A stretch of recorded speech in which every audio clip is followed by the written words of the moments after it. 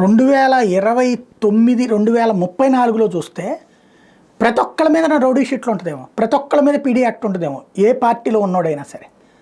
జనాలందరి మీద కూడా ఉంటుందేమో చూడాలి. ఎందుకంటే ఎవడు అధికారులు ఉంటే వాళ్ళ ప్రత్యర్థుల మీద భారీగా కేసులు పెట్టుకుంటుంటే అందరూ కోర్టులు, పోలీస్ స్టేషన్లు, తర్వాత ఈ షీట్ల చుట్టూ, జైళ్ళ చుట్టూనే తిరగాల్సి ఉంటుంది. తాజాగా వైసీపీ నేత మాచర్ల మాజీ ఎమ్మెల్యే పిన్నెల్లి రామకృష్ణారెడ్డి జాడు మన్నయ్య మీద పీడీ యాక్ట్ పెట్టారు. పల్నాడు జిల్లా మాచర్లో అల్లర్లగట్లకు సంబంధించి పిన్నెల్లి సోదరులు తురకా కిషోర్ల తర్వాత వినిపించే ముఖ్యమైన పేరు మన్నయ్యదే. దుర్గి మండలం జంగమేశ్వరపాడు ఇతని స్వస్థలం. ఎన్నికల ప్రచార సమయంలో దుర్గి మండలంలో నాటు బాంబులు, మారణాయుధాలు భారీగా బయటపడ్డాయి. ఈ కేసులోనే ఇతను అరెస్ట్ చేయాలని పోలీసులు ప్రయత్నించారు. కాకపోతే ముందస్తు సమాచారం అందుకుని కోర్టులో లొంగిపోయి అప్పట్లో జైలుకి వెళ్ళాడు.